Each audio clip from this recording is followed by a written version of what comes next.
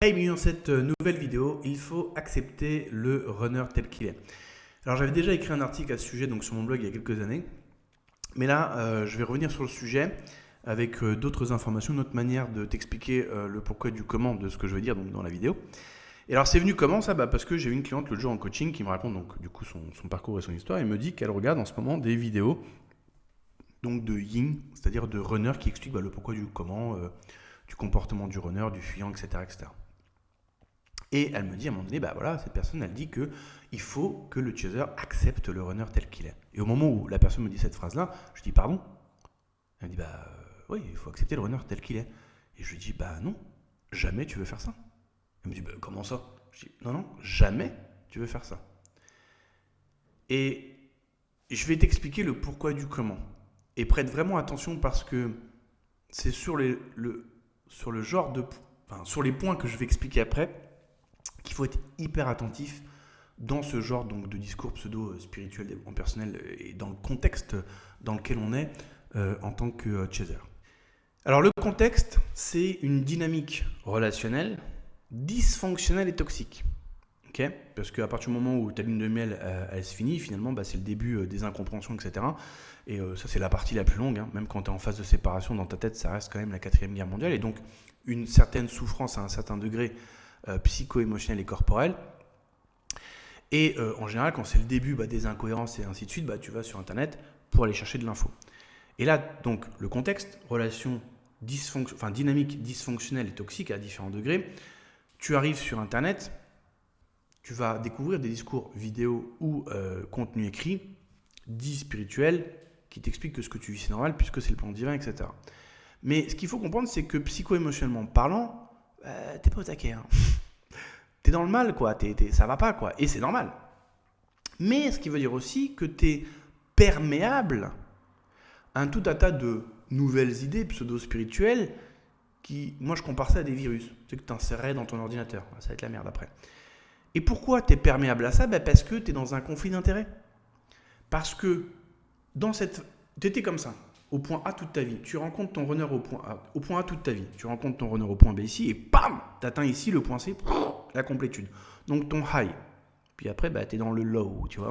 Donc toi, ton but, c'est de récupérer ce high. Et en même temps, tu peux, en tout cas pour l'instant, tu penses que c'est comme ça, récupérer ce high qu'au travers de la présence de l'autre.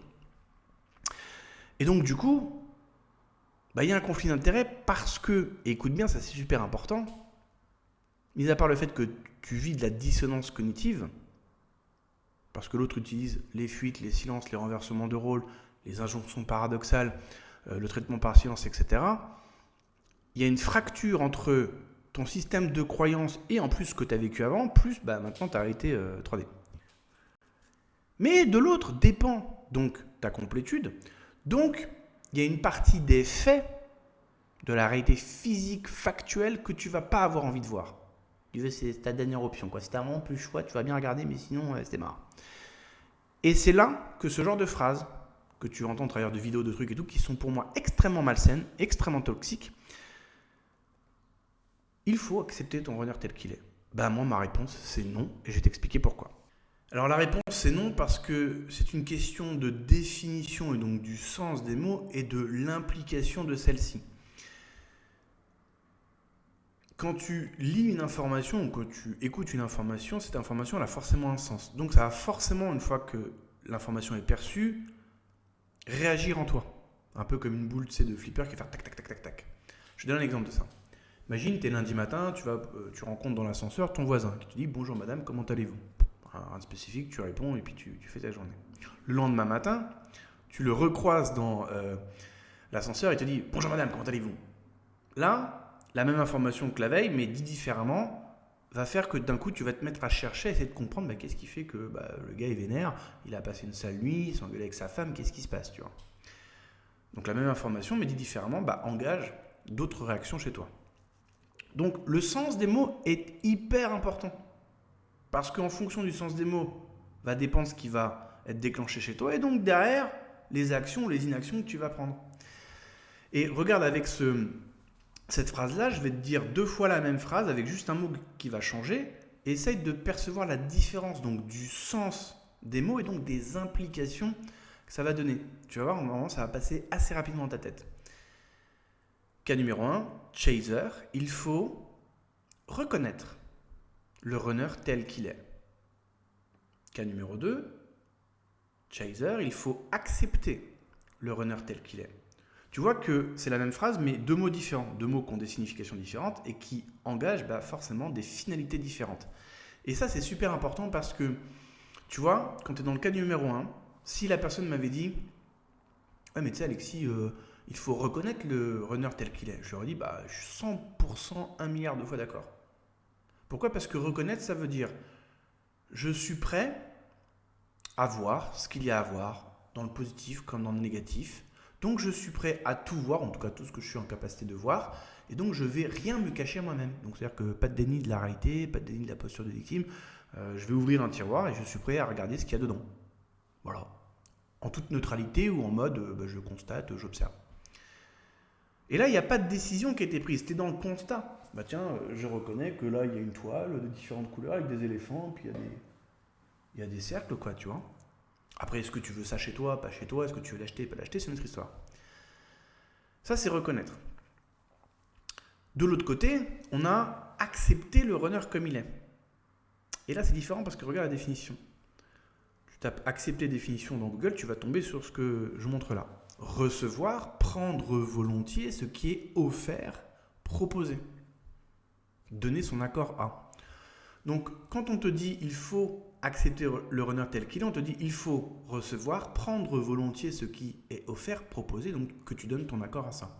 Mais c'est quoi ce qui est offert et proposé? C'est ce qu'on te décrit dans le parcours flamme jumelle, c'est-à-dire la psychologie du runner. C'est quoi le profil runner que moi je vois tout le temps dans toutes les histoires flamme jumelle, dans tous les coachings? C'est ce que je voyais à l'époque dans les vidéos, c'est-à-dire un runner, c'est une personne qui est égocentrée, qui fait tout pour se sécuriser, qui a une peur bleue de rentrer dans son intériorité et qui a un certain manque d'empathie. En gros, qui fait ce qu'il veut, quand il veut, dans la mesure qu'il veut et s'il en a envie. Bref, qui veut le beurre et l'argent du beurre et pas les kilos qui vont avec. Du coup, ça donne, avec toi qui participes à cette dynamique relationnelle, une certaine dynamique que je disais tout à l'heure, dysfonctionnelle et toxique. Est-ce que tu as vraiment envie d'accepter ça? Est-ce que tu as vraiment envie de recevoir et de prendre volontiers ce qui t'est offert et proposé? Est-ce que tu as envie de donner ton accord à ça? Ma réponse, c'est que tu ne devrais jamais le faire.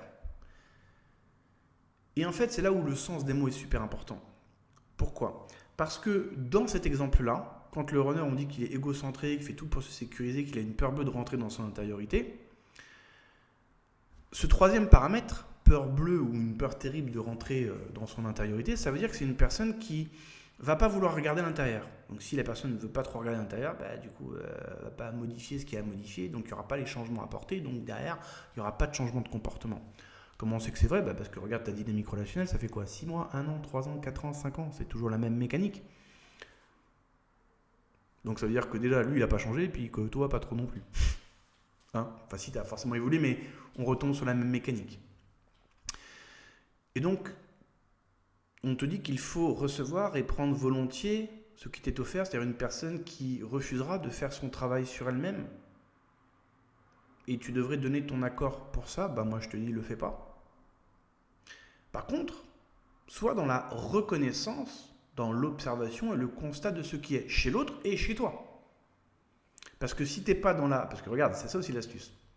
Tu vois, si on reprend le cas numéro 1, il faut reconnaître le runner tel qu'il est.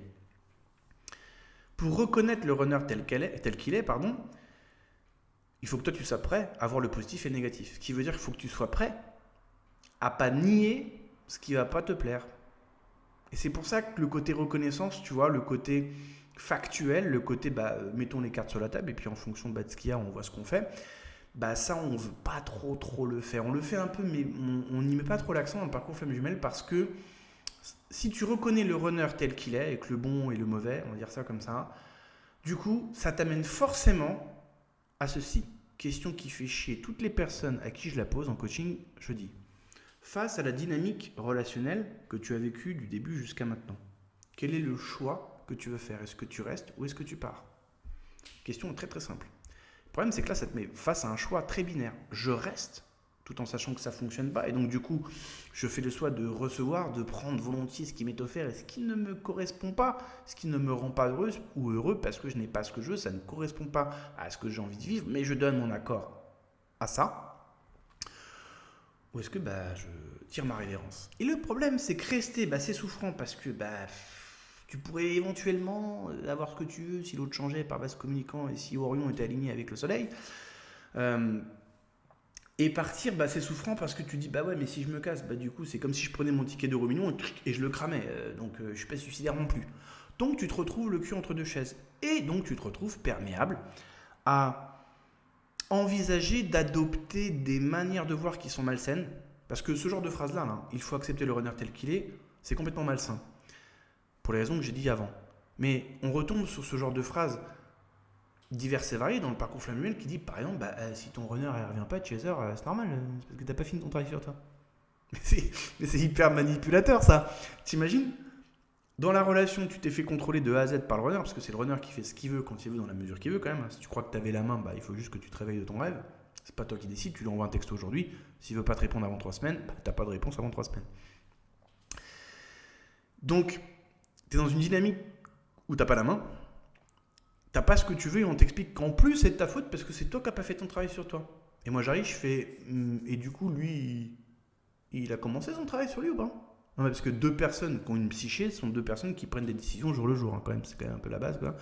Tu vois, dans le parcours Flamme Jumelle, la base n'existe pas, c'est toi qui par vase communicant guéris l'autre, etc. Il y a des vases communicants, tu peux effectivement voir certains effets, mais ça reste très temporaire, ça ne va pas changer le cœur de la psychologie de la personne. Elle pourra changer cette psychologie si le runner décide de s'occuper lui-même de lui-même, mais ça, c'est un choix qu'il fera ou qu'il ne fera pas, qui n'est pas du tout dans ton pouvoir ni dans ton contrôle. Je sais que tu aimerais que ça soit le cas, mais ça ne l'est pas. Sinon, on ne serait pas là à en parler. Donc, tu vois, ce genre de phrases, elles sont hyper manipulatoires parce que c'est là où c'est hyper malsain, parce que ça te donne une pseudo-sensation de contrôle. C'est-à-dire, si je travaille sur moi, du coup, par vase communicant, l'autre, il va prendre des prises de conscience et donc, du coup, il va changer, donc j'aurai enfin ce que je veux. Ça te donne une pseudo-impression de contrôle parce que tu n'as jamais eu le contrôle dans cette relation flamme jumelle. Et en même temps, ça te culpabilise. Mais c'est hyper malsain, ce genre de truc. Et c'est pour ça que je te dis, fais très attention aux dérives spirituelles parce que quand on te dit ouais, mais si tu travailles sur toi, l'autre il va changer, etc., c'est de la superstition, c'est pas de la spiritualité. Et en plus, c'est une distorsion cognitive. Donc, il faut faire hyper attention. Non, tu ne veux pas accepter le runner tel qu'il est. Par contre, tu veux être en capacité de reconnaître le runner tel qu'il est. Complètement différent. En fait, pour arriver à voir le runner tel qu'il est, puis aussi à te voir tel que tu es, c'est pour ça que c'est un parcours de guérison, parce que va falloir que tu sortes du déni de la posture de victime, parfois pour certains du syndrome de Stockholm, et d'un certain déni de la réalité, pour commencer à voir les choses comme elles sont. Pour ça, faut analyser plutôt, entre guillemets à froid, la dynamique relationnelle, qui a fait quoi, comment, pour que tu remarques les schémas répétitifs. Tu vois, un truc qui tient pas du tout dans le discours flamme jumelle, c'est toutes les explications qui tentent à dire, bon, tu vois, les va-et-vient, etc. Pourquoi il y a des va-et-vient? Parce qu'il t'aime trop, donc du coup, à un moment donné, c'est trop pour lui, donc il repart. Ouais, mais si un fumeur a pu s'habituer à la toxicité, pourquoi le runner ne pourrait pas s'habituer à l'amour inconditionnel de la flamme jumelle? Parce que c'est pas la vraie raison en fait. Par contre, c'est une raison qui est séduisante quand tu l'entends au départ, parce que tu entends le mot amour, donc on te dit qu'il t'aime quoi. Tout le comportement du runner et toute la dynamique qui provient du runner, qui est racontée dans, on va dire, le discours officiel flamme jumelle, il peut tenir au début ses explications. Mais quand ça fait 6 mois, 8 mois, 1 an, 3 ans, 4 ans que tu fais face à la même dynamique relationnelle, alors que tu en as parlé plusieurs fois à la personne, que la personne connaît l'information, sait comment ça te fait sentir, sait ce que tu attends et que ça ne change pas, là on ne peut plus soutenir ces explications. De ouais, il t'aime trop, donc après c'est trop, donc il repart, tu comprends le pauvre, il a peur de l'amour et tout. Ça c'est pipeau ça. C'est un pipeau qui est séduisant. Ça peut au début parce que tu rencontres une personne, c'est effectivement, il y a l'étincelle et tout. Si ça prend des grosses proportions au début, il peut y avoir un des deux ou les deux qui commencent un peu à flipper ou qui se sentent étouffés et tout. Ok au départ, ouais. Ok, mais quand ça fait 3 ans, c'est bon, le départ c'était il y a 3 ans en fait. À un moment donné, c'est bon, tu tournes la page, tu vois. Et ça pourrait tenir si après, il y aurait une régularisation des choses. Mais il n'y en a pas de régularisation des choses. C'est juste qu'en fait, à un moment donné, après ta lune de miel, tu rentres dans une dynamique qui va être tout le temps la même jusqu'à rupture. Soit le runner rompt la relation, soit c'est toi qui la rompt. Mais si tu mets 2 ans à la rompre, tu vas être dans 2 ans de va-et-vient, alors plus ou moins espacé avec des pauses, des trucs et des bidules, quoi. Mais, et même si tu es en contact constant avec la personne, parce que ça fait 1 an, 2 ans, 3 ans que tu travailles sur le même lieu de travail avec la personne, et j'en ai des clients comme ça, hein. Ça fait 3 ans sur le même lieu de travail, et ils te disent, tous te disent, c'est toujours en fait, au bout d'un moment c'est chronique en fait, tu te rends compte des trucs, tu peux même prédire à l'avance ce qui va se passer, comment la personne va te parler, comment elle va te regarder, à quel moment, etc. Parce que c'est toujours la même dynamique. Et tu as essayé de dire à ton runner plusieurs fois, ceci, cela, tu as essayé d'avoir des conversations d'adultes, donc à un moment donné, on n'est plus dans, le runner il sait pas, il sait plus, il se rappelle plus, si tu l'as dit. Et il fait le choix de pas se rappeler, il fait le choix de pas changer. Parce que tu es face à un profil psychologique qui a une peur bleue de rentrer dans son intériorité et qui ne veut pas être responsable. Et c'est ça qu'il faut comprendre. Et ça, tu vas y arriver petit à petit. Et je ne parle pas du fait que le runner soit bienveillant, malveillant, pervers ou pas. C'est même pas la question en fait, on s'en fout de ça. Ce qui compte, c'est le résultat à quoi je fais face devant moi. Une personne à qui j'ai dit les choses plusieurs fois et il n'y a pas de changement. Donc la personne fait le choix de ne pas changer. Exemple, mais tout bête. Combien de chasers m'ont dit attends, je comprends pas et tout, sur mon lieu de travail, ma runneuse ou mon runner, putain, elle arrive toujours à l'heure, jamais en retard, l'employé parfait, tu vois, par exemple. Et puis quand on a un rendez-vous, il arrive toujours un quart d'heure, une demi-heure en retard. Et moi, ça me fait marrer parce que je sais très bien pourquoi ils font ça. Et une fois, ça peut arriver, t'es en retard, il y a eu des bouchons, tout ça. Ok, mais quand ça devient chronique, le problème, c'est le chronique. C'est souvent comme ça. Tiens, par exemple, l'autre jour, j'avais une personne qui me disait, mais moi, mon runner, nanana, alors en couple avec le runner, enfin en réunion, quoi. Du coup, pour mon cadeau d'anniversaire, la personne, techniquement m'a fait un cadeau, mais m'a demandé ce que je voulais, m'a offert exactement ce que je voulais pas, alors que m'a demandé ce que je voulais, et je lui ai dit, bref, comme par hasard. Et puis, ce qui est intéressant, c'est qu'après, elle va me parler des cadeaux d'anniversaire pour ses copines 6 mois à l'avance. Et qu'il faut vite y aller pour être sûr de prendre machin. Donc, tu as un runner qui va dire qu'il faut vite y aller pour prendre les cadeaux des amis, etc. Donc, la personne ne veut pas se tromper, mais avec toi, elle se trompe, il n'y a pas de souci, alors que tu as demandé juste avant et que tu lui as dit, je veux A et elle t'offre C, tu vois. Mais ça, c'est typique des profils, justement, narcissiques, passifs-agressifs, parce que tu lui dis, je veux A, si elle fait A alors qu'elle t'a demandé, elle se soumet à toi. C'est une forme de soumission pour eux. Pour toi, c'est juste, tu m'as demandé, je te dis, je veux manger des spaghettis, tu me fais des spaghettis, c'est juste logique, tu vois. Mais pour eux, c'est une forme de soumission. Pour très beaucoup de runners, ça veut rien dire, mais pour beaucoup de runners, c'est ça. Mais dans les faits, la personne t'a demandé, dans les faits, la personne t'a fait un cadeau, elle pensait que c'était une bonne idée, mais dans les faits, en fait, elle s'oppose à toi. Et toi, t'as pas l'impression au début qu'elle s'oppose à toi. Au début, t'es là, mais je comprends pas. Tu m'as demandé, je t'ai dit, tu m'offres C, je comprends pas. Et là, t'es blablabla, blablabla, blablabla, blablabla, mais en fait la vérité derrière c'est ton anniversaire, je te fais un cadeau, mais toujours avec un côté effronté, toujours avec un côté opposé à toi, je ne me soumets pas, parce que c'est un jeu de pouvoir en fait, hein. Et allô, faut se réveiller, hein. Et comment on sait que c'est vrai? Parce que beaucoup de mes runners me le disent au téléphone. Tu vois, tiens, par exemple la dernière fois une runneuse, c'est pareil pour l'anniversaire donc, de son chaser. Alors le chaser, quand c'est l'anniversaire du runner, il te fait une fête pas possible, putain, un peu cher, c'est un truc de malade. Et ça arrange pour que ce soit une soirée, quoi, tu vois, la soirée de l'anniversaire et tout. Et quand c'est l'anniversaire du chaser, la personne va faire du poisson au chaser, alors que le chaser n'aime pas du tout le poisson. Puis là, quand tu lui dis gentiment, c'est sympa, mais bon, le poisson, j'aime pas ça. Ah ouais, mais il n'y avait que ça au supermarché. D'accord. Donc dans un pays développé, le jour de mon anniversaire, tu peux pas acheter du Picard, tu peux pas acheter des surgelés, même des hamburgers surgelés, même des piccolini, ça c'est des petites pizzas. Non, il y avait que ça. Genre dans le supermarché, il n'y avait que du poisson. Tu peux pas acheter des tomates, tiens. Tomates salées avec un peu de mozzarella, ça suffit. Hein. Non, tu peux pas. Il fallait que tu prennes le truc que j'aime pas, quoi. Tu vois. Et ça me fait trop marrer parce que c'est clairement de l'opposition, mais quand tu le dis à la personne, en fait, j'étais pressé, tout ça, et puis il n'y avait pas ce que je voulais, toujours la victime, quoi. Mais en fait, dans les faits, c'est qu'elle a pris ce qu'elle sait que t'aimes pas. Mais dans les faits, elle t'a fait un cadeau d'anniversaire. Elle t'a préparé un repas. Elle t'a fait ta fête, quoi. Tu vois, et ça, c'est hyper malsain. Son nom a des histoires comme ça, mais j'en ai 13 à la douzaine. C'est que ça tout le temps. C'est toujours, tu vois, J'ai pensé à ton anniversaire, mais je t'ai offert ce que tu voulais pas. Je t'aime, mais je peux pas être avec toi. Le runner, il t'aime, il vient vers toi. Mais l'amour est trop puissant, il repart. Oui, le runner revient, je lis les énergies de la semaine. Ah, dans les faits, toujours parvenu. C'est le cycle du oui, mais. L'opposition, le conflit. Et quand tu regardes bien, ça remonte à l'enfance. Et ça, tu veux accepter ça? Je te remets la définition. Hein. Tu veux accepter, recevoir, prendre volontiers ça, ce que tu t'es offert et proposé?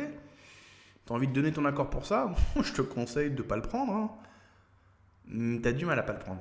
Et il est là un vrai travail sur toi. Et en fait, quand tu vas faire tout ce travail, en fait, les filtres, ils vont commencer à s'en aller. Et